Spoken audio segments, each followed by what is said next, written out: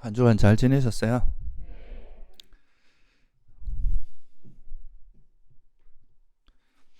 음, 오늘은 이제 우리가 수행하면서 그 뭐 불교 공부는 이제 마음 공부라고 이야기하잖아요, 그죠? 이제 자기 마음을 닦는 그런 이제 수행이라고 이야기하는데 우리나라에서 그 많이 쓰는 용어 중에 하나가 이제 불기자심이라는 말이 있어요. 들어보셨어요? 불 기자는 이제 이게 속일 기자거든요. 그래서 불기 자기 자신을 이제 속이지 말라 이런 말이죠. 불기자심이라고 하는 건 자기 마음을 속이지 말라 이런 이제 말인데요. 우리 이제 마음이라고 하는 거는 이제 진화론적으로 봐도 우리 이제 뇌가 진화되면서 굉장히 이제 합리화나 이런 포장을 잘하는 걸로 이렇게 발달되어 왔다고 이야기를 해요. 그래서 우리 마음이 이제 어떤 자기의 그 마음 상태를 이제 냉정하게 바라보고 이렇게 한다기보다는 마음 자체를 이렇게 포장하고 합리화하는 데 되게 익숙합니다. 특히나 이제 우리가 그 보통 이제 마음은 대상을 분별하는 작용을 하는데 그 대상을 분별하고 대상을 이제 대상에 대해서 파악하고 이런 거는 우리가 살아오면서 계속 해오던 일이라서 그거는 이제 상당히 익숙한 일이라고 할 수 있는데 근데 그 대상을 분별하고 있는 자기의 어떤 심리 상태라든가 어떤 감정이라든가 이런 것들은 이제 우리가 맨날 듣는 이야기지만 실제로 이제 자기가 자기 스스로를 관찰하는 것이 쉽지는 않습니다. 그래서 항상 보면 이제 우리 마음은 우리 스스로를 이렇게 속이고 좀 포장하고 이런 거에 상당히 익숙해 있는데 우리가 실제로 이제 마음을 이제 바꿔서 수행을 한다는 건 이제 자기 마음에 있는 그런 해로운 것들 또 우리에게 괴로움을 불러일으키는 그런 부분들을 이제 버리고 좀 더 우리 마음에 평화를 주고 행복을 주는 그런 마음 상태를 개발하는 건데 그렇게 하려면 처음 출발점이 뭐부터 돼야 되겠어요? 이제 자기 마음을 있는 그대로 이제 받아들이고 인정하고 그것을 있는 그대로 통찰하는 그게 이제 되게 중요한 일이 되겠죠, 그죠? 거기서부터 시작이 될 거 아니에요, 그죠? 내 마음 상태를 정확히 이제 인지하지 못하면 그거를 어떻게 이게 내가 그대로 둬도 되고 우리가 이제 개발해야 될 마음 상태인지 아니면 그거를 이제 버리고 거기로부터 벗어나야 될 마음 상태인지 이런 것을 우리가 이제 파악할 수가 없게 될 거 아니에요, 그죠? 그래서 이제 자기 자신의 마음을 있는 그대로 속이지 않고 솔직하게 이제 정직하게 인정하는 것. 이게 사실은 이제 수행에서 상당히 중요한 역할입니다. 이거는 뭐 다 알고 있지만 참 하기 어려운. 뭐 말은 되게 이제 많이 들어봤고 또 그렇게 하는 것이 옳다고 생각하지만 실제로 우리는 항상 그 대상 쪽으로 마음이 향해 있고 그 대상을 이제 분별하는 자기 마음 상태, 소위 말해서 심리적인 상태 이런 거에 대해서는 익숙하지가 않은 것이 일반적입니다. 그러면 왜 이렇게 이제 이런 식으로 자기 자신을 잘 인정하지 못하는가? 이건 뭐 아주 쉽게 말하면은 이제 번뇌가 끼어 있기 때문에 그렇다고 볼 수 있겠죠, 그죠?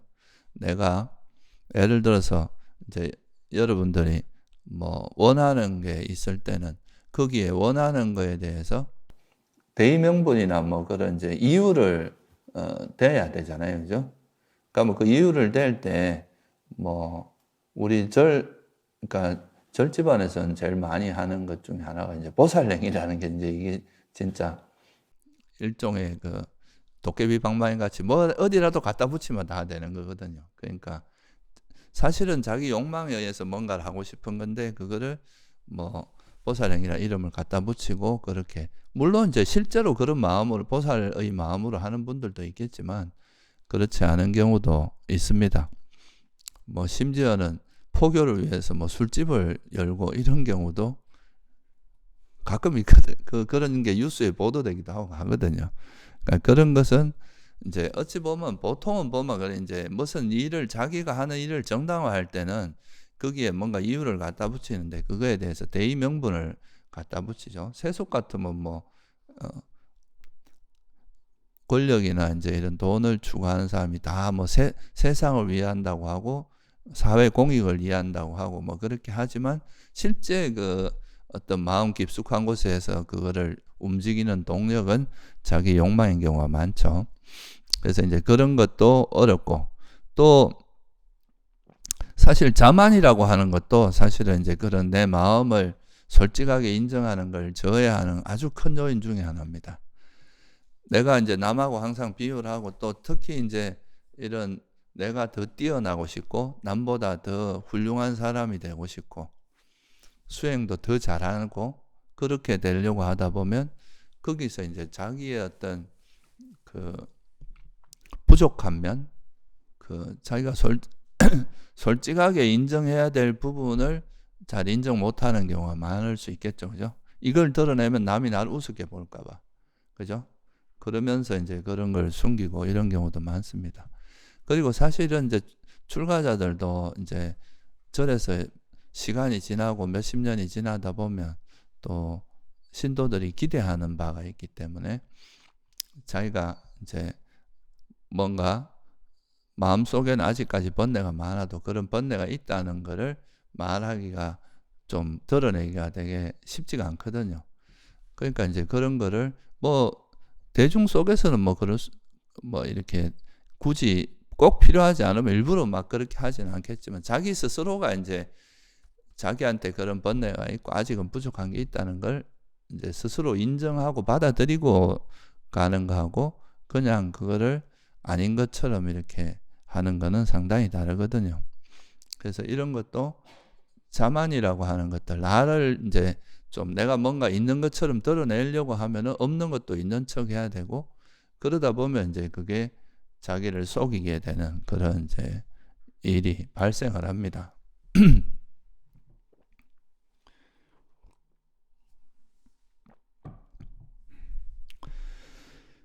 그리고 또 뭐 이제 우리가 보통 이제 유신경이라고 하잖아요. 그죠? 이제 여러분들이 가지고 있는, 여러분들 마음속에 있는 그런 감정들, 생각, 그리고 견해, 이런 것들을 나라고 생각하고 이제 이걸 나와 동일시하고 이건 내 거야. 내가 얻은 거야. 내 생각이야. 내 감정이야. 이렇게 이제 그 자기한테 일어나는 그런 심리 작용들을 나라고 생각하는 그 유신견이 거기에 또 보통은 다 있거든요. 누구나 다 이제 나라는 걸 가지고 있는데 내가 나라고 생각하는 가장 대표적인 게 내 생각이라든가 내 감정이라든가 이런 그 내가 가지고 있는 어떤 그런 그 견해라든가 이런 게 이제 가장 대표적으로 나라고 생각하는 것들인데 그런 것들을 나라고 생각하다 보면은 이것에 이제 집착이 달라붙어 가지고 이거를 이제 인정하는 순간 나를 부정하는 것 같은, 내가 이렇게 좀 부족한 거, 나한테 이런 번뇌가 있다는 거, 이런 거를 이제 인정하는 것이 나의 결점을 드러내고 내가 잘못된 것 같고 나를 부정하는 것 같고 이래서 이제 인정을 못하는 이런 경우도 되게 많다는 거예요. 그래서 대체로 이제 자기 자신에게 솔직하지 못한 가장 큰 그런 이유는 대체로 이제 그런 유신견이라든가 내가 나라고 생각하는 이제 나한테 일어나는 이런 마음 상태들을 나와 동일시하거나 내 것이라고 생각하거나 이제 나라고 생각하면서 그거를 그냥 이게 이제 드러나는 모습이 예를 들어서 이건 그냥 뭐 조건 따라 이렇게 변해가는 내가 가지고 있는 수많은 모습 중에 하나다 이래 생각하면은 그냥 이거를 뭐 솔직하게 뭐 요즘 말로 하면 쿨하게 인정할 수도 있는 건데 근데 그게 아니라 이거를 이제 이걸 나라고 집착하면 이걸 나의 전체 모습으로 이제 착각하게 되거든요. 그러다 보면은 그거를 인정하는 것이 곧 나를 부정하는 것 같고 내가 공격당하는 것 같고 이렇게 이제 되면서 그거를 받아들이지 못하는 이렇게 이제 되는 경우가 많습니다. 그래서 이 수행할 때 제일 첫 번째 여러분들이 이제 부딪히는 난관이라고 할까요? 이게 이제 어떤 자기한테 일어나는 자기 마음 속에 있는 그런 뭐 긍정적인 거는 뭐 보통 사람들이 잘 드러내죠. 그건 내가 훌륭하다는 걸 드러내는 쪽이니까 그런 거는 막 뭐 하지 마라 그래도 일부러 드러내는 더 잘 드러내겠죠. 근데 이제 자기 마음에 있는 좀 내가 원치 않는 모습, 뭐 집착이 많다거나 좀 어떤 면에서는 좀 찌질하다거나 또 뭐 질투심이 많다거나 이런 자만이 많다 이런 것들은 사실 좀 부끄러워하면서 그거를 이제 안 드러내려고 하고 숨기려고 하고 이런 이제 마음들이 작용하는 게 일반적이다. 그래서 처음 수행할 땐 자기한테 있는 장애, 번뇌를 이건 진짜 장애다. 이건 진짜 욕망이고 이건 성냄이고 이렇게 딱 있는 그대로 받아들여야 거기서부터 이제 자기가 개선해야 될 부분을 이제 찾고 반성하고 할 수 있는데 그게 이제 안 되면은 수행의 출발점이 잘 안 되는 거예요. 이게 돼야 사실 진짜 수행을 할 수 있습니다. 안 그러면 그전에는 대체로 이제 수행하는 흉내만 내는 거인 경우가 되게 많아요.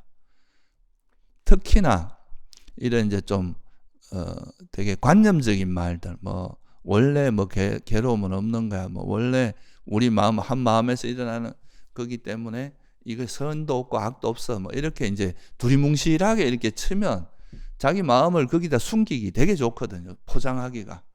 그냥 그런 거 뒤에 숨어가지고 내 마음을 솔직하게 이제 보지 않고 그냥 이렇게 두리뭉실하게 보면서 자기 스스로를 그냥 자기 스스로는 자기가 대단하다고 생각하지만 사실 사람들이 자기 마음은 못 봐도 남의 마음은 귀신같이 보거든요. 다른 사람 마음은 딱 보면 저 사람이 화를 내는지 욕심을 가진지 금방 보이거든요. 근데 이제 자기 스스로만 그거를 이제 잘 못 보는 거예요. 자기 마음을 보는 거예요. 둔감하기 때문에. 그래서 그런 것들을 이제 먼저 자기 모습을 솔직하게 인정하는 거. 이걸 뭐 영어에서는 받아들임, 뭐 아마 그래서 이제 이런 수행하는 책 중에 뭐 받아들임이라는 책도 있고 뭐 수용 뭐 이런 다양한 표현을 쓰는데 자기 모습을 거부감 없이 있는 그대로 그냥 이렇게 받아들이는 거. 그게 이제 인정하는 거, 솔직하게 인정하는 그게 수행에서 아주 중요하다. 그럼 우리가 이런 걸 솔직해지려면 이제 어떻게 해야 되느냐? 이런 번뇌들이 있기 때문에 우리 마음을 계속 이렇게 가리고 있는데 이렇게 이제 그 인정을 하지 못하는 그 마음 이면에는 어떤 게 있느냐 하면은 아까 말씀드렸듯이 자기 마음 상태를 마치 영원한 것처럼 생각하거나 이게 나라고 생각하거나 이런 이제 그런 유신견이 기본적으로 바탕이 되어 있고 또 그 유신견이 있으면 자만이라는 내가 남한테 이제 얕보이기 싫고 얕잡아 보이기 싫고 내가 더 뛰어난 걸 보이고 싶고 이런 이제 자만 이런 것들이 이제 작용하면서 그런 거기 때문에 이거를 이제 그 극복하는 가장 중요한 지혜 중에 하나가 바로 고성제입니다. 고성제의 지혜라는 건데 이 고성제의 지혜를 좀 우리가 받아들이게 되면 우리한테 일어나는 그 마음 상태 이런 것들이 그냥 단지 어떤 조건에서 일어난 하나의 현상일 뿐이다. 이렇게 볼 수 있게 되고 그러면 거기에 이제 너무 큰 의미를 부여하지 않게 되거든요. 우리한테 일어나는 일들에 대해서. 그래서 그런 부분에 대해서 우리가 좀 자세히 한번 살펴보도록 하겠습니다. 이거는 여러분들이 뭐 많이 들었던 이야기고 다 아는 이야기라고 생각할 수 있지만 그게 이제 실제 우리 문제에 적용됐을 때는 망각되기가 쉬워요. 그러니까 내 자신의 문제에 걸리면은 그걸 쉽게 망각하고 다른 사람이나 다른 대상에 대해서는 쉽게 그게 이제 이해가 되는데 자기 문제만 걸리면 이게 이제 나라는 그 유신경과 이런 자만, 이런 집착 이런 것들이 달라붙어 가지고 그거를 계속 방해를 하는 건데 그래서 이제 그런 부분에서 이런 거를 이제 극복하는 제일 대표적인 지혜가 바로 고성제의 지혜다. 이 고성제의 지혜는 뭐 여러분들이 아시다시피 무상고 무아 그리고 부정이라 하나 더 보태면 이제 부정까지도 넣어서 이런 것들을 이해하는 것. 그 중에서도 이제 특별히 괴로움이라는 거를 좀 부처님께서는 강조를 하셨는데, 그러니까 이거는 좀 풀어서 설명하면 우리가 이제 살면서 만나는 모든 대상이 다 한마디로 말하면 뭐라 그랬습니까? 물질과 정신, 그죠? 그러니까 형체가 있고 이런 형체가 있는 그런 물질적인 요소하고 그런 형체는 없으면서 작용만 있는 그런 정신적인 것, 비물질이라 하기도 합니다. 이런 정신을.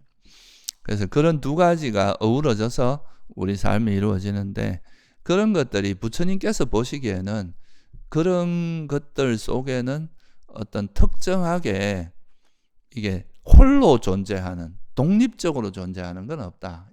소위 말해서 외부의 영향을 전혀 받지 않고 이제 독립적으로 존재하는, 만약에 이런 게 있다고 생각하면서 영혼이나 자아라는 게 있다면 그거는 외부의 영향을 받으면 됩니까? 안 됩니까? 만약에 그 영향을 받으면 그 영혼이라고 말할 수 없잖아요. 그죠? 자아나 영혼이라고 하는 건 홀로 외부의 어떤 조건에서도 이거는 무너지지 않고 이거는 그대로 있는 그런 거를 의미하는 거거든요. 그래야 그게 이제 소위 말해서 자아란 말이 붙지.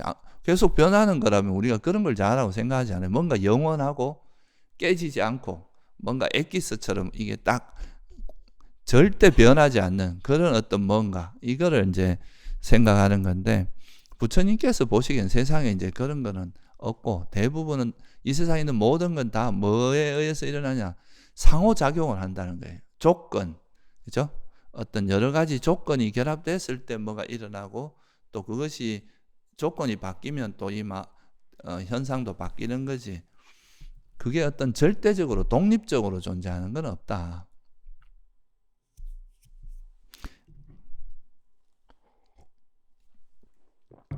이게 이제 되게 중요한 통찰입니다. 그래서 이 조건에 의해서 만들어진 거기 때문에 여러 조건, 이제 상호 간의 조건에 의해서 어떤 것들이 형성됐다가 이 조건은 또 변할 수밖에 없기 때문에 이런 조건이 변하면 또 이거는 무너지고 또 새로운 게 일어나고 이런 이제 형태로 흘러간다는 거죠.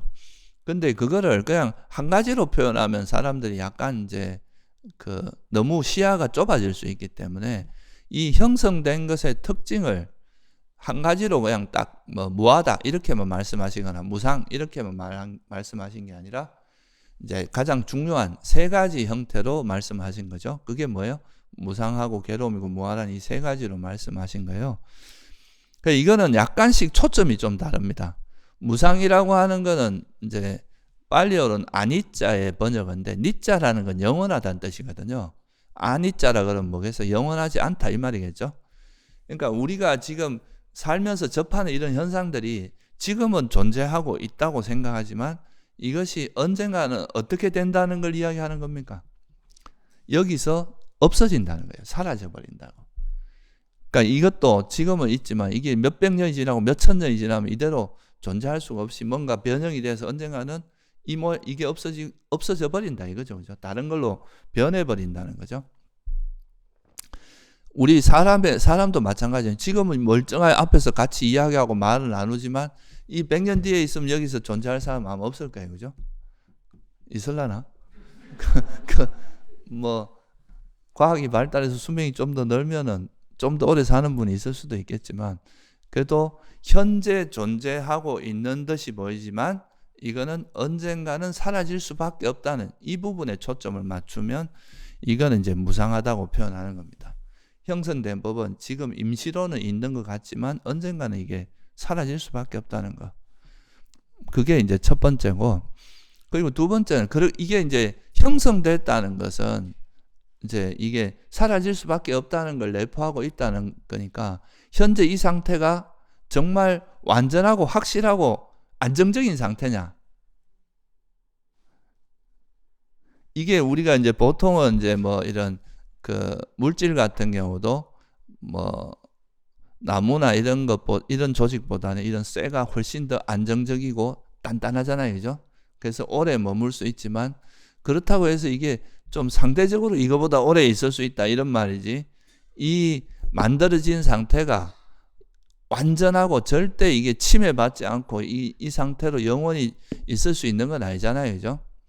그래서 부처님께서 보시면 이제가 형성된 것들은 다 불안정하고 그것이 불확실성을 갖고 어떻게 이제 또 변할지도 모르고, 그래서 여기에서 우리가 의지할 만한 거라든가 또 이거를 우리가 여기에서 행복이라고, 완전한 행복이라고 할 수 있는 거를 찾아보면 없다는 거예요.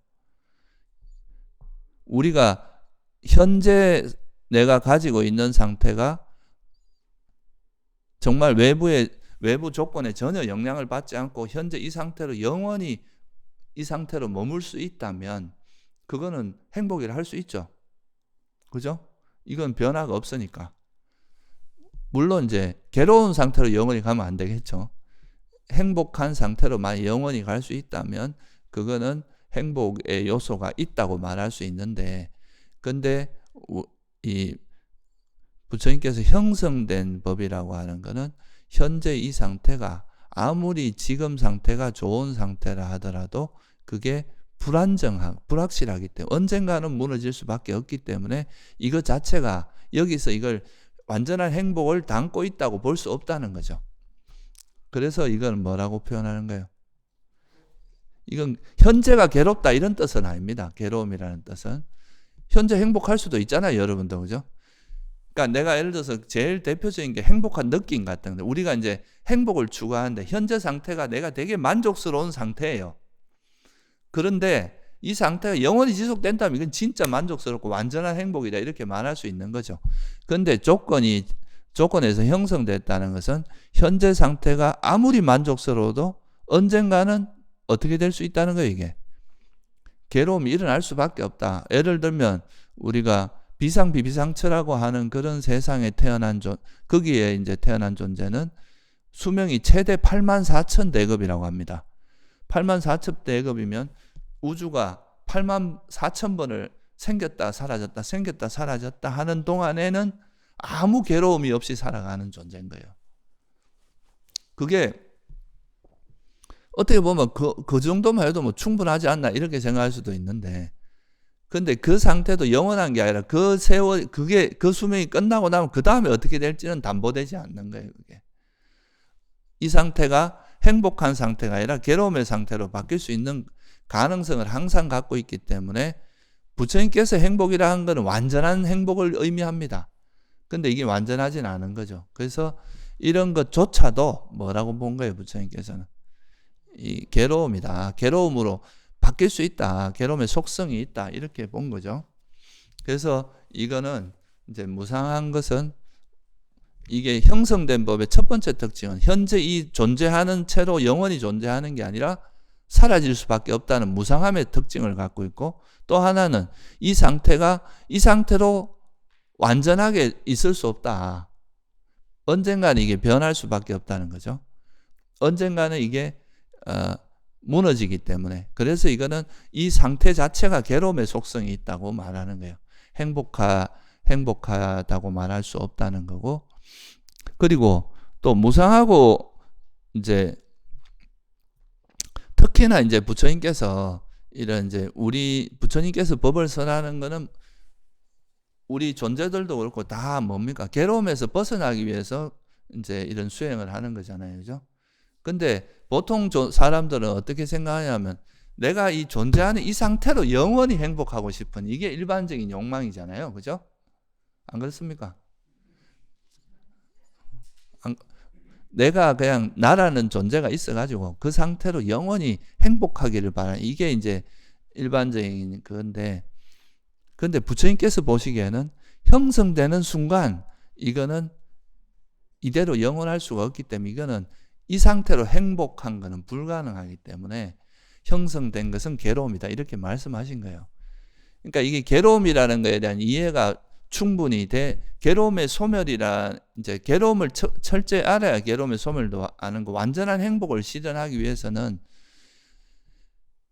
보통 사람들은 형성된 이 상태로 영원히 형성된 상태로 이제 유지되고 그것이 그 상태로 영원히 행복하기를 바라지만 부처님 보시기엔 이게 다 형성된 것의 속성 자체가 무너지기 마련이고 불안정하기 때문에 이건 괴로움이라는 거죠.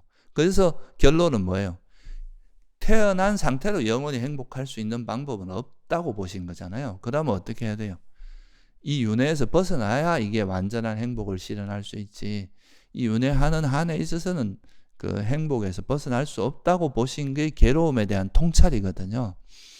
그래서 이게 사실은 굉장히 중요한 통찰이기 때문에 부처님께서 특히나 무상고 무아 중에서 우리가 이제 괴로움을 벗어나는 게 수행의 목적이니까 이 존재 자체가 괴로움인 걸 좀 부각해서 특히 나라고 하는 존재 자체가 다섯 무더기에 불과하고 물질과 정신에 불과하고 이것 자체가 괴로움이다. 이렇게 말씀하신 게 고성제예요. 그죠? 고성제의 내용이 온 자체가 괴로움이다. 이렇게 말씀하시잖아요. 그죠? 오치온 자체가 괴로움이다. 그래서 이제 고성제를 좀 강조하기 위해서 괴로움이라는 걸 강조하기 위해서 고성제를 말씀하신 거고, 그러니까 무상하고 괴로움이라는 이 현상이 이제 또 두 가지의 특징이라면 또 하나의 특징은 그러니까 이게 계속 조건에서 변하고 이게 또 불안정한 것에 내가 뭔가 영원 불멸한 영원히 사라지지 않는 뭐가 엑기스 그러니까 뭔가 있어 가지고 이것이 외부의 어떤 영향도 받지 않는 뭔가가 있어. 이게 우리 삶을 통제하는 그런 형태의 것은 없다. 우리가 보통 영혼이 있다고 말하는 건 뭡니까? 이 영혼이라는 거는 영원 불멸한 건데 이게 이제 우리 삶을 주도해서 우리 삶을 행복하게 할 수 있고 영원히 존재할 수 있는 그런 거다.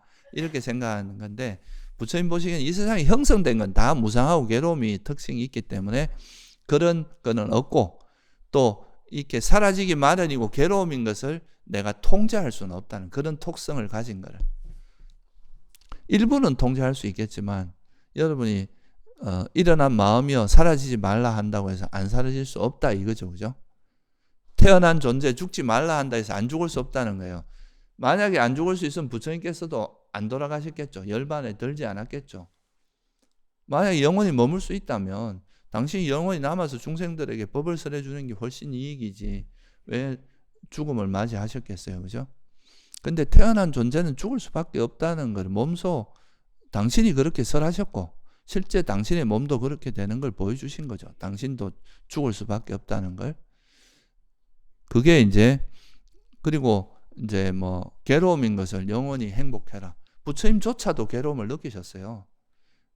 부처님께서도 이제 부처님이 되고 나서도 뭐 여러분 잘 알다시피 쭌다의 공양을 받고 이 배탈이 나서 엄청난 고통을 겪으셨고 등에 무슨 이제 등이 아파서 또 그것 때문에 고생한 것도 이야기가 나오거든요. 그러니까 부처님이 됐다고 해서 모든 괴로움에서 완전히 벗어날 수 있는 게 아닙니다. 몸에서 정신적인 괴로움이나 뭐 번뇌는 소멸됐다 하더라도 내가 몸에서 오는 그런 고통이나 이런 것들을 생로병사에서 벗어날 수 있는 방법은 없거든요. 그래서 이런 걸 볼 때 정말 여기는 뭔가 고정불변하는 그런 건 없구나. 이게 이제 무아에 대한 이해죠. 그죠? 내 마음대로 통제할 수 없다는 거예요. 내 것이라면 내 마음대로 통제할 수 있고 내가 있다면 내 마음대로 통제할 수 있어야 되는데 그런 거는 없더라. 이게 왜냐하면 너무 복잡한 조건에서 이게 세상이 움직이기 때문에 이거를 내 의지대로 다 내 원하는 대로 바꿀 수 없다는 거예요. 여러분도 다 조건이란 말이에요. 저한테 있어서는. 그러면 내가 내 마음을 이렇게 한다 해서 타인의 마음을 내 마음대로 조정할 수 있겠어요? 그건 불가능하거든요. 그러니까 이제 법을 설해서 바꾸도록 도와줄 수는 있지만 전적으로 내가 내 의지대로 상대 마음을 조정하는 건 불가능하거든. 그래서 그거를 이제 이해한 게 무아에 대한 지혜란 말이죠. 그리고 또 특히 이제 물질 같은 경우는 우리가 바깥에서 지금 봄에는 꽃도 피고 하는데 그 꽃이 좀 나중에 지면 또 추하잖아요. 그죠? 필 때는 되게 아름답지만 우리 몸도 젊었을 때는 막 이게 피부도 곱고 이렇지만 나이가 들어갈수록 몸이 점점 쭈글쭈글해지고 힘도 없어지고 이렇게 돼 가잖아요. 그런 것처럼 몸이 가지고 있는 속성 자체가 아름다운 속성이 아니라 부정한 속성이 있다고 보는 거죠. 이게 이제 부정관이라고 하는 건데, 그래서 특히나 이제 부정이라는 표현은 주로 몸에 해당되는 겁니다. 몸의 특징이 무상고무화의 특징도 있으면 좀 아름답지 않은 그런 부정의 특징도 있다. 이렇게 해서 이제 형성된 법에 이거를 설명을 하는 건데요. 이건 여러분이 다 들어봤던 이야기인데, 특히나 이것도 형성된 거잖아요. 그죠? 이 무상고 무화 부정이라고 하는 게 따로 있는 게 아니고, 이 현상이 가지고 있는 특성을 약간 다른 관점에서 이렇게 표현을 하신 거죠. 이것이 영원히 존재하나 이런 관점에서는 무상하다고 표현하신 거고, 이게 안정적이고 행복의 속성이 있냐 할 때는 괴로움이라고 그러고, 이걸 내 마음대로 이걸 내 의지대로 통제할 수 있냐 없냐 이런 걸로 따질 때는 무아라고 표현한 거고, 그죠? 근데 무상고 무아가 다른 현상을 표현하는 게 아니라 이 하나의 현상을 표현하는 거잖아요. 그죠? 근데 이것만 표현하니까 이 세상에서 존재하는 모든 거에 공통적으로 적용되는, 그래서 이걸 공상이라고 표현합니다. 모든 거에 다 공통적으로 적용이 된다. 여기만 적용되고 여긴 적용 안 되고 이런 게 아니라 형성된 법이라면 나란 존재도 마찬가지 모든 거에 다 공통적으로, 그러니까 이거는 이 세상에 있는 모든 현상이 베이스에 깔려 있는 거다. 이거는 기본적으로 기본 세팅 속에서 생각해야 된다. 이런 거죠. 근데 이제 굳이 이건 부연해서 좀 설명을 드리면, 굳이 이제 네 가지로 설명을 드린 이유가, 부처님께서 네 가지로 설명한 이유가, 우리가 사념처 중에서 신수신법 이렇게 표현하잖아요. 그죠? 그러니까 특히 이제 몸이라고 하는, 몸에 대한 애착도 있고, 우리가 이제 느낌에 대한 애착도 있고, 마음에 대한 애착, 법에 대한 애착, 이렇게 다양한 애착들이 있는데, 물론 이게 다 무상고 무아의 부정이라고 하는 그런 이제 공통된 특징을 갖고 있지만, 그 중에서도 특히 우리 몸에 대한 애착을 버리는 데 있어서는 부정이라는 걸로 통찰하는 게 좀 굉장히 효과적인 면이 있습니다. 이 몸이 아름다운 거에 보통 애착을 하기 때문에 이 몸이 나중에 늙어서 쭈글쭈글해지고 막 결국은 구더기가 끼고 이런 부정함을 관찰하면 애착을 버리는 데 도움이 되기 때문에, 이거는 좀 몸에 대한 애착을 버리는 데 좀 타겟팅이 돼 있다. 이렇게 볼 수 있는 거고, 부정이라는 거는. 그리고 또 여러분들이 느낌은 주로 어떤 애착, 느낌을, 우리가 행복한 느낌을 어떻게 주로 받아들입니까? 아니, 여러분들이 행복한 느낌을 느낄 때 우리가 행복하다고 받아들이잖아요. 그죠? 뭐 맛있는 거 보면 아 행복해 이러고, 뭐 저기 아름다운 경치를 봐도 너무 좋다 행복하다 이렇게 이야기하잖아요. 그러니까 이건 느낌은 이제 행복으로 이해하는 경우가 되게 많아요. 그죠? 그래서 이 느낌은 뭐로 관찰하는 게 좀 더 효과적이겠어요? 느낌조차도 영원하지 않기 때문에, 이것도 결국은 이 행복한 느낌이 영원하지 않고 언젠간 괴로움으로 바뀌잖아요. 그래서 이건 뭐로 통찰하면은 여기에 대한 애착을 버리기 좋은가 하면 괴로움으로 통찰하는 거, 그죠? 행복한 느낌조차도 괴로움의 속성이 있다는 거. 이걸 이해함으로써 느낌에 대한 가래를 버리기에 좋습니다. 특히 감각적인 즐거움이 보통 행복이라고 생각하잖아요.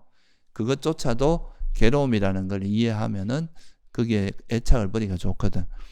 또 마음은 보통 영원하다고 생각하는 게 강합니다. 여러분 우리나라에서는 그런 말 많이 들어보셨죠? 이 마음은 뭐 이렇게 아는 이런 대상을 아는 요건 배워도 아는 그거는 변하지 않는다. 한 마음이 있어서 거기서 뭐 여러 가지 뭔가 발생하는데, 현상이 발생하는데 이거는 변해도 이 한 마음은 영원한 거다. 이렇게 이야기하는 경우가 많아요. 본래 마음자리는 본래 사라지지 않고 영원하다. 그래서 이 아는 마음은 그 현상은 변하지만 그 아는 마음 자체는 영원하고 변치 않는다. 이렇게 이해하는 건. 근데 부처님께서는 이 마음 자체가 어떻다고 말씀하셨어요? 이 마음이 뭐 때문에 일어난다 그랬습니까? 접촉이 있으면 일어나고 접촉이 없으면 사라진다 이랬단 말이죠.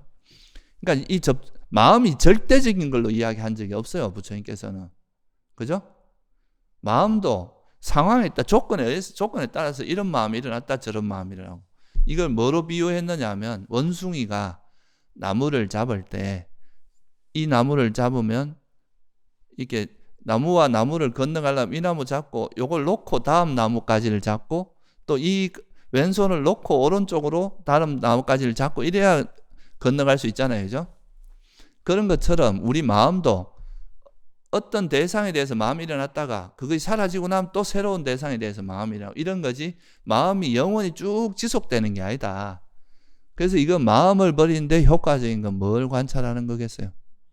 무상함을 관찰하는 거다. 이렇게 말씀하신 거고 또 우리가 법이라고 하는 거는 주로 이제 감정, 오온 이런 건데 이 오온은 주로 이제 오온을 법을 좁은 의미로 이야기하면은 장애나 칠각지 이런 거 이야기하는 거고 넓은 의미로 이야기하면 오온 전체를 이야기하는 건데 결국은 이 뭐 내 장애라든가 깨달음의 구성 요소 이런 걸 통해서 아 이건 내 지혜야. 내가 지혜로워. 그죠? 이건 내가 화가 났어. 내 감정 이렇게 이야기하는 게 많잖아요. 그죠? 그러니까 이거는 이제 보통은 이제 법이라고 하는 거는 이거를 유신견이 여기에 달라붙는 경우가 되게 많아요. 그래서 이제 이 감정이나 신호애락 이런 거를 나라고 생각하기 때문에 여기에 달라붙는 이걸 나라고 생각하는 유신견을 깨기 위해서 뭐가 효과적이겠어요? 그 무아에 대한 통찰이 효과적이겠죠. 그죠? 그래서 신수신법에 대응해서 이제 각 대응하는 그 달라붙는 애착을 버리는데 가장 효과적인 게 이제 그 몸에 대한 애착을 버린 건 부정이고 느낌은 괴로움에 대한 통찰. 이제 마음은 무상, 법에 대해서는 무아. 이래서 물론 이게 다 다른 걸로 해도 되긴 되는데 이제 좀 더 그런 거에 강조해서 그래서 한 가지로 설한 것보단 여러 가지로 설했을 때 그게 좀 더 사람에 따라서 잘 먹히는 게 있거든요. 그게 어떤 사람은 무아로 해야 잘 먹히고 어떤 사람은 무상으로 해. 그래서 이제 다양하게 설했다 이렇게 보시면 되고 이제 이거를 설일체유부에서는 이렇게 보는 거를 별상이라고 이야기합니다. 우리가 이제 보통 별상이라 그러면 각각의 법들의 특징 이런 걸 갖고 이야기하잖아요. 그죠? 근데 또 북방 아비담마인 이제 아비담마 구사요라는 데서는 이렇게 무상고 무아 부정 이 전체를 공상이라 한다면 각각에 맞게 이렇게 또 적용되는 이런 걸 또 별상이라고 표현하기도 해요. 이건 뭐 중요하지는 않습니다. 그래서 이렇게 이제 고성제를 이해하게 되면 이게 이제 고성제인데 이걸 제가 이제 뭐 설명을 드린 이유는 이렇게 이해하게 되면 어떤 이제 우리가 마음이 되냐면 우리가 마음을 절대시하면 이 마음에 대해서 마음이 잘 달라붙겠죠. 그죠? 이거는 영원한 내 마음 상태나 이거는 내 마음의 전부인 것처럼 이렇게 이야기하면 자꾸 여기 의미를 부여하게 됩니다. 그죠? 우리가 접하는 오온에 대해서 오온이 그냥 이거는 임시로 일어났다가 사라지기 마련이다 이렇게 생각하면 여러분 여기에 너무 큰 의미를 부여하지 않을 거 아니에요. 그죠? 우리가 의지처가 될 만한 건 아니잖아요. 그리고 이것이 행복이다고 생각하면 거기에 막 마음이 쏠려서 의미를 부여할 텐데 이 행복이 아니라 괴로움이라고 생각하면 어떻게 되겠어요? 멀리 하겠죠. 그리고 이거 내 것이라고 생각하니까 꽉 검어지고 이러는데 내게 아니라 사실은 내 마음대로 안 되는 거야. 전에 제가 그런 경전에 그런 비유도 나오지만 심사파 숲이라는 그 숲에 있는 나뭇잎을 누가 가져간다 그러면 그건 누가 그것 때문에 화를 내거나 그게 신경을 쓰냐 이 말이에요. 근데 여러분 방 안에 있는 뭐 물건을 들고 가면 성질을 내고 막 도둑이야 그러고 그러겠죠. 그죠? 그럼 왜 그렇게 했어요? 거기 반응을 하는 이유가 이건 내 것이라 생각하고 저 숲에 있는 그런 떨어진 나무나 이런 건 내 것이 아니고 그냥 뭐 타인의 것이라고 내 것이 아니라고 생각하니까 그게 영향을 안 받는 거 아니에요. 그죠? 그러니까 우리가 접하는 이런 현상들도 진짜 내 거라고 할 만한 건 없고 다 변하기 마련이고 그 자체가 그렇게 뭐 우리에게 행복을 가져다 주고 우리가 이렇게 정말 애착할 만한 그런 속성을 가진 게 아니다. 저게 아름다워 보이지만 언젠가 또 이게 아름답지 않은 모습으로 변할 수밖에 없는 것이다. 이렇게 하면 인연 따라 내가 그거에 대해서 뭐 적절하게 그 인연에 따라서 쓰긴 하겠지만 거기에 너무 과도하게 우리가 마음을 붙이거나 이거를 여기에 너무 의지하거나 여기에 너무 의미를 부여하거나 이런 일을 안 할 거 아니에요. 그죠? 그렇죠?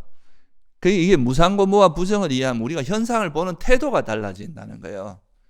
예전에 이거 내 거라고 생각하면 탁 달라붙고, 이걸 그러니까 자기 거라고 생각하고 내 거라고 생각하고 영원하다고 생각하고 이걸 행복이라고 생각하면 여기에 달라붙는 마음을 일단 여기에 너무 마음이 이렇게 밀착돼 버리거든요. 근데 이걸 이제 우리가 이런 고성제를 이해하게 되면 세상을 대할 때 한 걸음 떨어져서 볼 수 있는 여유가 생깁니다. 그게 이제 소위 말해서 이렇게 마음이 조금 멀어지게 하는 그 지혜가, 대상에 우리가 이게 정말 좋고 행복이고 좋은 거라고 생각하면 마음이 여가서 딱 달라붙어 갖고 안 떨어지려고 할까 포기가 안 될 거 아니에요. 그죠? 근데 이거를 이제 고성제에 대한 무상고무와 부정이라는 이런 거에 대한 통찰이 깊어질수록 이거에 대해서 지혜가 있으면 이거 자체가 별로 내가 의지할 만한 것이 못 된다. 여러분이 몸을 아무리 애지중지해도 어느 순간에 여러분 배신하고 죽어버릴 수도 있는 겁니다. 이게. 그죠? 사고 한 번만 나도 금방 우리 몸은 그냥 망가져 버리잖아요. 우리가 아무리 애지중지한다고 해서 내 마음대로 되는 게 아니다는 거죠. 그래서 그런 거를 이해하면은 여기서 마음이 이래 멀어지기, 이걸 이제 염오의 지혜라고 하는 겁니다. 우리가 염오의 지혜라는 말 많이 들어봤죠. 그죠? 그래서 이렇게 멀어지게 되면 이걸 이제 내 것이라고 안 보면 자기 마음을 볼 때 이제는 좀 그냥 이렇게 해로운 작용이 일어났을 뿐이구나. 이게 이제 이것 자체는 실체도 없고 그냥 흙개비 같은 거긴 한데, 근데 이게 일어났을 때 우리가 형성됐을 때는 분명히 뭔가 작용은 있잖아요. 그죠? 그걸 또 무시하면 안 됩니다. 단지 여기에 이것 자체가 실체도 없고 그냥 이렇게 형성된 걸 뿐이니까 조금 한 걸음 떨어져서 그냥 보되 이 작용이, 우리 몸도 그렇잖아요. 분명히 몸이 형성됐을 때 몸을 방치하게 되면 여러분 병이 걸려 이러면 수행도 못해요. 그 아파서 마음이 가기 때문에. 그러니까 이게 분명히 몸은 또 몸으로서 기능이 있단 말이에요. 우리 마음이 일어나는 걸 도와주는 역할도 하고 우리 몸을 건강하게 유지해야 또 수행을 잘할 수 있으니까. 그러니까 몸이 내 것은 아니지만 그냥 이것은 그런 형성됐을 때 또 그 하는 기능이나 작용이 있으니까 그거를 수행을 잘하기 위해서는 이런 걸 잘 보존하기 위한 그 정도 선에서는 또 마음을 쓰는 정도가 되겠죠. 그죠? 또 마음 같은 경우는 이게 마음 자체도 실체도 없고 그냥 단지 형성됐다 사라지는 거지만 이것이 가지고 있는 뭐가 있어요? 작용은 있잖아요. 또 그죠? 화를 내면 어때요? 괴롭잖아요. 또 집착을 하면 그로 인해서 문제가 생긴단 말이에요. 그러면 이런 거는 또 괴로움을 유발하고 이것 때문에 내가 수많은 괴로움들이 일어날 수 있겠구나. 이거를 이해하는 거는 굳이 이야기하자면 이게 집성제에 대한 통찰입니다. 이런 그 사라지기 마련인 것을 마치 영원한 것처럼 집착하고, 또 괴로움인 것을 행복이라고 착각해서 집착하고, 내 것이 아닌 걸 내 것이라고 거머쥐는 거, 이런 것 때문에 괴로움이 일어난다고 본 게 뭐예요? 그게 집성제의 내용이잖아요. 그죠? 그래서 그런 것을 이제 이런 마음도 그 자체는 실체도 없고 이건 그냥 뭐 단지 일어났다 사라지는 것일 뿐이지만 일어났을 때의 그런 작용은 있기 때문에 이 작용만 해로운 작용보다는 유익한 작용이 되도록 우리가 뭘 하면 되겠어요? 그렇게 노력하는 거는 반드시 해야 되겠죠. 그죠? 그러기 위해서는 이제 이 마음 상태가 이게 어떤 상태인지를 정확히 이해하는 과정이 반드시 들어가야 되겠죠. 그죠?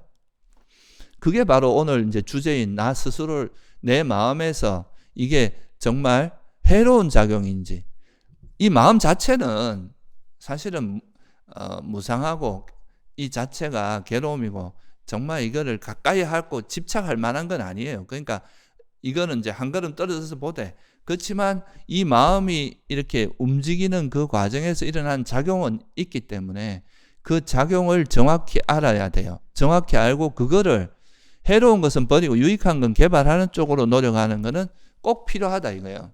그래서 그걸 하기 위해서 우리가 뭐가 필요하냐면 이 우리한테 일어나는 이 마음의 실상을 정확히 보는 것이 가장 중요합니다.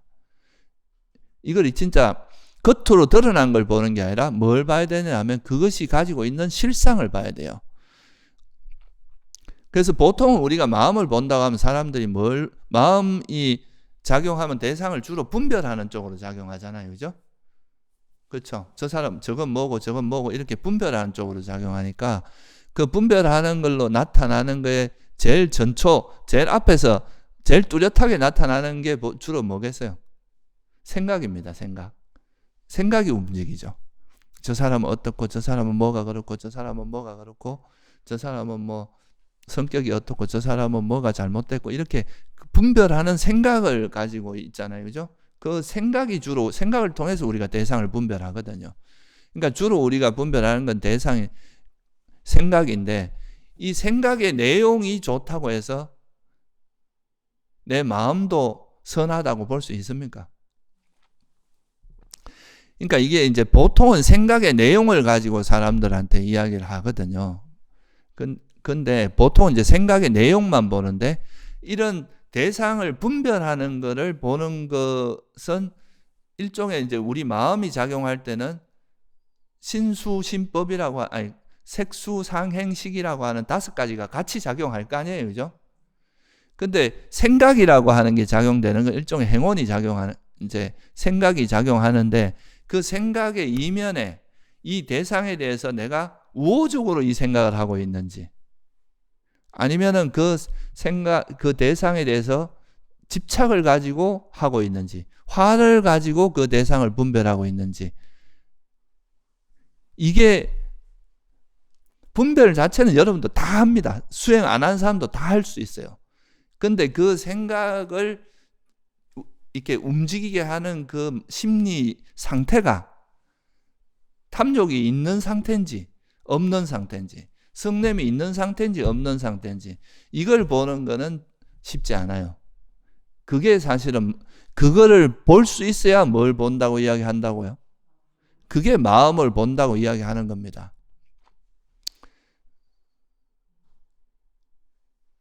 그러니까 이거는 결국은 뭐냐 하면 좀 더 좀 약간 쉽게 이야기하면 생각의 내용뿐만 아니라 그 생각을 움직이는 감정 상태를 분명히 볼 수 있어야 돼요.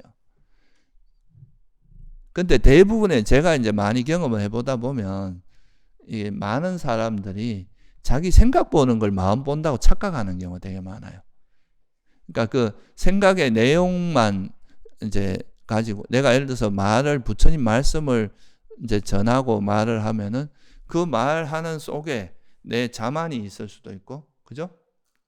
나를 드러내고 싶은, 내가 잘난 체 하고 싶은 자만이 있을 수도 있고, 그 내가 가진 지혜를 내 것이라고 생각하는 또 뭐가 있을 수 있어요? 유신견이 있을 수도 있어요. 근데 이제 그런 거는 못 보고, 내가 이 법을 이야기하면 나는 되게 선한 마음을 쓰고 있다. 이렇게 생각할 수도 있다, 이거예요. 물론 선한 마음으로 그런 말을 할 수도 있어요. 근데 내가 실제로 내 마음 상태를 자세히 들여다보니까 이 속에 내 자만이 있다거나 또는 이것을 나라고 생각하는 유신견이 있다거나 이런 거를 보는 거, 이것까지는 사실 못 보기가 쉽거든요. 이게 왜 어려우냐 하면 사실 이건 거의 습관에 가깝거든요. 살면서 항상 습관적으로 해오던 것들은 이게 마치 물속에 있는 물고기가 자기 물에 있다고 생각하는 걸 까먹잖아요. 우리는 공기를 맨날 마시고 있어도 내가 공기가 있다는 걸 잘 모르는 것처럼, 그죠? 항상 하던 거는 자기가 그걸 잘 모르기 때문에 습관적으로 하면서도 그 자기 마음 상태에 탐욕이 있는지 없는지, 성냄이 있는지 없는지 이런 거를 보는 것은 굉장히 쉽지가 않습니다. 그래서 부처님께서 이 사념처 수행에서 대념청에서 마음을 관찰할 때 항상 그냥 마음을 관찰해라 이렇게 말씀하시지 않고 항상 그게 뭐라고 말씀하시냐면 탐욕이 있는 마음은 뭐라고 하라 그랬어요? 탐욕이 있는 마음으로 알고 탐욕이 없는 마음은 없다고 알고 성냄이 있는 마음은 있다고 알고 성냄이 없는 마음은, 이건 무슨 말이냐 하면 마음이 작용한다는 건 대상을 분별한다는 뜻인데 그 분별하는 마음에 탐욕이 있는지 없는지 성냄이 있는지 없는지 어리석음이 있는지 없는지를 파악하는 것까지가 이제 마음 관찰의 완성, 이제 그까지는 돼야 진짜 마음 관찰하는 거다. 왜? 우리가 대상을 분별하는 거는 원래 마음의 작용이에요. 근데 이 대상을 분별할 때 그 내 마음 상태가 유익한지 이게 오염되어 있는지 오염되어 있지 않는지 이걸 아는 것은 이게 진짜 수행의 시작이거든요. 이때 이제 내가 자만으로 내가 이때까지 내가 지금까지 내 생각을 나라고 생각하는 유신견이 여기 있었구나. 그래서 내가 남이 내 생각과 다른 생각을 하면 나를 공격한다고 생각하고 내가 화가 났다는. 유신견이 있으면 그 생각에 다른 생각을 이야기하면 화가 납니다. 누구나 자기 생각을 이야기할 수 있는 게 있잖아요. 그죠? 생각은 다를 수밖에 없어요. 왜? 사람이 다 다른데 생각이 똑같을 수가 없잖아요. 그죠? 그러니까 다르니까 서로가 이제 대화나 이야기를 통해서 서로가 조정을 해 나가는 거잖아요. 그죠? 또 내 견해에 집착하지 않으면 다른 사람의 견해를 저렇게도 생각할 수 있네. 내가 또 못 보던 관점을 볼 수도 있는 거잖아요. 그죠? 근데 보통 이제 그런 게 잘 모르고 이렇게 하다 보면 자기하고 다른 생각이나 그 반론을 제기했을 때 이 생각을 나라고 생각하는 집착이 있으면 그게 나를 공격하는 걸로 느껴지게 되거든요. 그러면 이게 이제 화가 일어날 수밖에 없게 되겠죠. 그러니까 여기는 자기는 이때까지는 그 말에 대해서 좋은 말이라고 생각하면은 그 말이 옳은 것이라고 생각할 수도 있지만 그 뒤에 숨어 있는 자만이나 사견을 못 본 거거든요. 무슨 말인지 이해가 되시죠? 그래서 이런 거를 우리가 연습을 많이 해야 됩니다. 이게 쉽지가 않아요, 생각보다는. 그러니까 마음을 본다고 하는 거는 그만큼 좀 쉽지 않은 부분이라서, 그러니까 이게 겉으로 드러난 이 생각에는 쏟기가 쉽습니다. 좀 이렇게 말을 잘하는 사람들의 그거를 보면 그 뒤에 사기꾼들은 뭐 말은 되게 화려하게 하잖아요.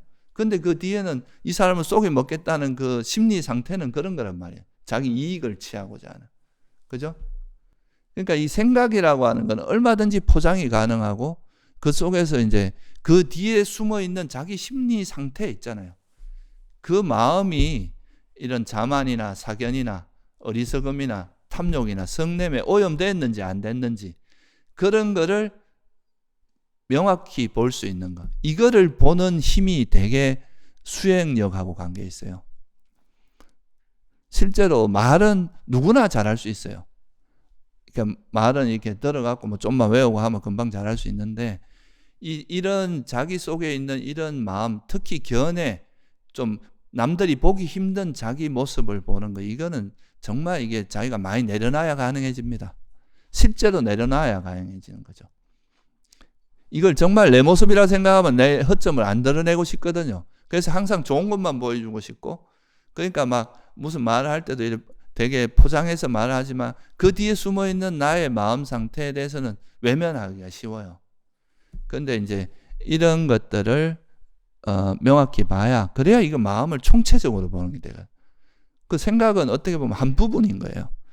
이 생각만 있는 게 아니라 그 생각을 지탱하는 심리 상태, 마음, 느낌 이런 것들이 다 어우러져서 우리가 분별이라는 작용이 일어나는 건데, 그래서 그 속에서 우리가 특히나 괴로움이 일어나게 하는 괴로움의 원인이 뭐라 그랬어요? 부처님께서 탐욕이라 했잖아요. 그죠? 그러면 이 탐욕을 탐욕이라고 명확히 볼 수 있어야 되잖아요. 그죠? 그러면 어떤 탐욕이 여러분들에게 있는지, 거친 거는 보기 쉬워요. 뭐 물건에 대한 집착이라든가 막 어떤 돈에 대한 집착 이런 것들은 우리가 보기가 쉬운데, 내가 가지고 있는 생각, 견해 뭐 이런 거에 대한 집착, 그리고 자만 이런 것들은 잘 안 보입니다. 그리고 이 번뇌도 스펙트럼이 되게 다양하거든요. 그러니까 욕망의 형태도 거친 것부터 시작해서 아주 미세한 거. 예를 들면 뭐 감각적 욕망에 대한 가래라도 뭐 예를 들어 돈이나 명예 이런 건 좀 거친 거에 속한다면, 우리가 그냥 어떤 대상을 즐기고 싶어 하는 거, 다섯 감각 대상을 즐기고 싶어, 이런 건 또 훨씬 더 버리기 어려운 번뇌고, 존재에 대한 가래 이런 거는 훨씬 더 버리기 어려운 번뇌거든요. 자만도 아주 거친 나를 막 내세우고 막 이런 거친 자만도 있지만, 정말 이게 안함이 돼도 나라고 하는 건 인식 같은 건 잘 안 버려지거든요. 이런 거는 그러니까 이 번뇌에도 종류가 되게 다양하다는 거예요. 그런데 우리가 수다원이 되면은 사경과 뭐가 버려진다 그랬습니까? 의심이 버려지는데, 그렇다고 해서 감각적 욕망이나 자만이나 이런 뭐고 욕망이나 이런 게 안 버려질까요? 이거에 해당되는 정도는 버려지게 되어 있습니다. 거친 정도. 그러니까 악처에 태어날 정도의 감각적 욕망이나 성냄 이런 것들은 수다원이 되는 순간 같이 소멸하는 거예요. 무슨 말씀 이해되시죠? 수다원이 됐는데 뭐 어떤 내가 유신견이 있다, 이건 말이 안 되는 거죠. 그리고 안함이 되면은 이제 물론 존재에 대한 욕망이나 이런 아직은 정말 미세한 자만 같은 건 남지만, 안함이 되면은 또 그 안함, 감각적 욕망이나 성냄과 대응되는 그런 또 어리석음이나 자만이나 이런 건 또 싹 버려지겠죠. 그죠? 그러니까 이게 번뇌도 우리가 그냥 탐욕이라고 하지만 탐욕도 심층이 되게 많다는 거예요. 이게 이제 우린 용어로서 그냥 탐욕이라는 용어를 같이 쓰니까 다 똑같은 거라고 생각하지만 실제 이게 그 변화, 베리에이션이 엄청나게 많다는 거, 스펙트럼이 굉장히 넓다는 거죠. 그래서 여러분들에게도 보통 보면은 처음에 이제 수행을 많이 하면 처음에는 거친 거는 버려지는데 미세한 거는 아예 보이지도 않습니다. 그래서 이런 견해나 이런 미세한 자만 같은 건 아예 눈에 잘 보이지도 않아요.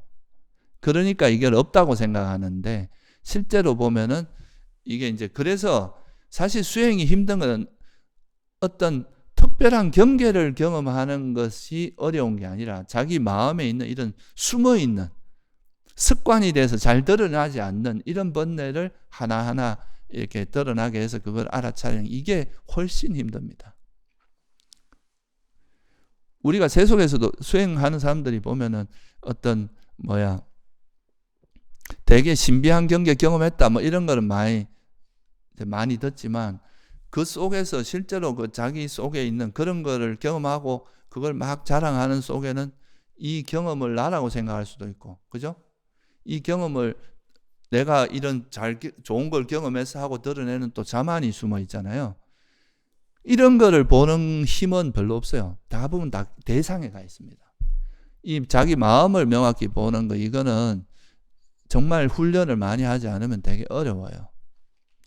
그런데 우리나라에서는 이제 좀 수행에서 좀 잘못 이렇게 가르치거나 잘못된 그런 인식 속에서는 뭐 원래 선도 불선도 원래 없는 거고 다 공이니까 그런 거 뭐 퉁 쳐버리니까 자기 마음을 이렇게 깊이 이렇게 볼 수 있는 힘이 약한 거예요. 여러분이 정말 이런 자기 마음을 솔직하게 인정하면서 나한테 아직 이런 거친 자만이 있구나, 아직은 욕망이 있고 화가 있다는 걸 알면 그걸 버리기 위해서 애쓰면서 또 이걸 버리는 지혜의 힘이 생기잖아요. 그죠? 그럼 이게 놓아진 만큼 또 그 전에 보이지 않는 좀 더 섬세한 것들을 볼 수 있게 되겠죠. 그죠? 이렇게 수행을 해 나가면 참 이 번뇌가 세세생생 익혀온 거라서 버리는 게 참 쉽지 않고 이게 굉장한 지혜가 필요한 거구나 하는 걸 알게 되는데, 그냥 뭐 맨날 번뇌 없대요. 번뇌가 뭐 실체도 없고 다 원래 없는 건데 왜 신경 쓰냐 이러는데, 그런다고 번뇌가 버려지는 게 아닙니다. 그러니까 우리가 이제 자기 마음에 있는 그런 번뇌를 있는 그대로 정말 솔직하게 인정한, 자기 마음을 속이지 않으려면은 그 기본이 되는 건 첫째는 아까 말한 고성제에 대한 통찰입니다. 이게 정말 내가 그렇게 심각하게 이걸 내 거라고 거머쥐거나 여기에 의미를 너무 부여할 만한 건 아니다. 그렇지만 비록 이것이 이제 조건에서 변하는 것들이지만 이것이 해로운 작용이, 특히나 욕망이 있으면 이게 또 성냄을 불러일으키고, 욕망의 지탱하는 힘이 어리석음이니까 이 욕망을 욕망이라고 자기가 욕망을 좀 더 구분하면 뭐 사견, 자만 이런 게 있잖아요. 그죠? 이것을 정말 욕망이라고 보았을 때 그러면 이걸 이제 버리는 방법들을 찾을 수 있을 거 아니에요. 그죠? 어떻게 하면 이걸 버리고 어떻게 하면, 그 노력을 하다 보면 이게 이제 서서히 놓아지겠죠. 근데 내가 나 속에 있는 이 마음을 인정하지 않고 받아들이지 않으면 이거는 안 바뀝니다. 우리가 수행해도 보면 뭐 내가 이런 거 경험했고 막 말은 되게 하는데 그 사람이 평소에 이렇게 하는 것이 보통 사람이 봐서도 되게 뭔가 좀 앞뒤가 안 맞고 상식적이지 않고 이런 모습이 있는 경우도 많잖아요. 그건 실제 마음이 바뀐 건 아니거든요. 마음의 구조가 바뀐 게 아니라 그냥 다양한 대상을 경험한 것이 좀 있었지만 그게 실제 우리 마음의 구조를 확 바꾼 건 아니기 때문에 그래요. 그래서 첫째는 이제 이 무상고무와 고성제에 대한 통찰을 통해서 이제 우리가 마음을 좀 자기 마음을 나와 동일시하거나 내 거라고 생각하거나 이렇게 하지 말고 좀 떨어져서 보는 힘을 길러야 되고, 그리고 이게 이 마음 상태를 그냥 껍데기에만 쏙지 말고 이거의 실상을 보는 힘을 많이 길러야 됩니다. 그래서 우리가 대념청에도 보면 그냥 몸을 관찰해 이렇게 해도 되는데 뭐라고 몸에서 몸을 관찰하는 거예요. 느낌에서 느낌을 관찰, 마음에서 마음, 법에서 법을. 이거는 그 현상 자체에 쏙지 말고 그것이 가지고 있는 실제 실상을 봐야 된다는 거예요. 우리 마음도 그 마음의 실상에는 내가 욕망이 있는지 없는지, 성냄이 있는지 없는지, 자만이 있는지, 사견이 있는지 그거를 정확히 볼 수 있을 때 그게 진짜 실상을 보는 거다. 그게 진짜 마음을 보는 거고 내 마음을 솔직하게 인정하고 수용하는 거다. 무슨 말씀인지 이해되시죠? 그죠? 이렇게 되면은 우리가 살아가는 것도 되게 단순해집니다. 너무 복잡하게 우리가 뭔가 생각을 너무 복잡하게 하면 일이 꼬여요. 근데 그냥 이 세상에 일어나는 거는 그냥 이런 일이 일어났구나, 단지 뭐 이런 상황이구나 이렇게 생각하고 이것을 받아들이는 이거를 이제 어떤 상황이나 어떤 조건을 어떤 현상을 우리가 알아차리고 나면 그 현상 자체가 그냥 무상고무하라고 이해하면 고성제라 되면 한 걸음 떨어져서 이제 객관화해서 볼 수 있잖아요. 그죠? 이걸 너무 이제 내 감정을 여기 실지 않는다 이 말이에요. 객관화해서 보게 되고 여기서 단지 내 마음 상태가 유익한지 선한지 불선한지 이것만 정확히 통찰하면 되는 거죠. 이거를 아까 하는 방법은 자기 마음을 솔직하게 인정해야 되는 거예요.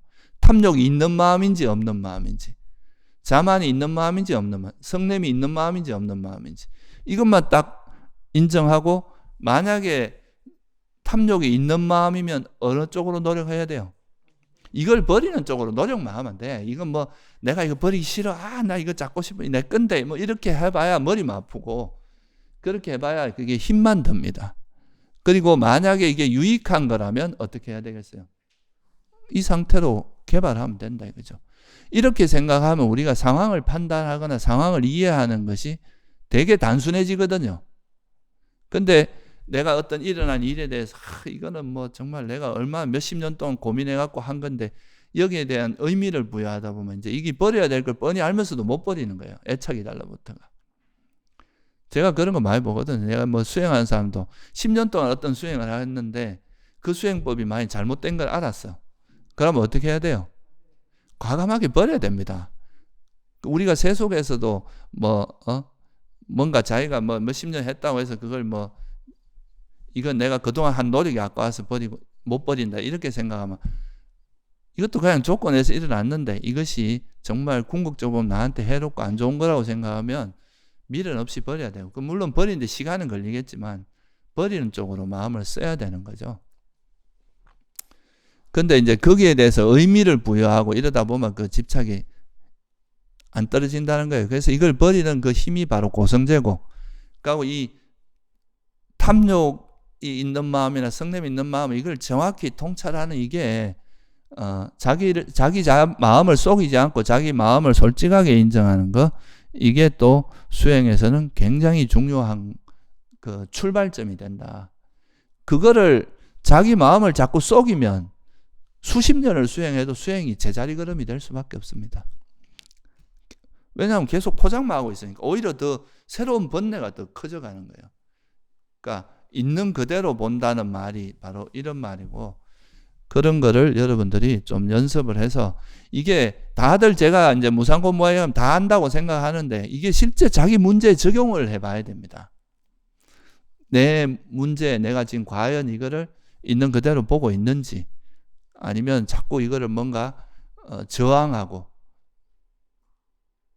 이거를 뭔가 인정하지 않으려고 하고 이런 것들은 다 욕심이 끼어 있고 욕망이 있기 때문에 그런 거거든요. 그래서 그거를 이제 인정하는 거, 솔직하게 자기 모습을 바라보는, 그러니까 법을 법으로 보는 거죠. 이게 법을 본다는 의미예요. 우리가 불교에서 법을 본다는 말은 그거에 있는 그대로의 실상을 보는 거예요. 이걸 자꾸 이렇게 포장하고 왜곡하지 않고 내가 내 마음 상태를 그냥 있는 그대로 인정하고 수용하고 받아들이는 거.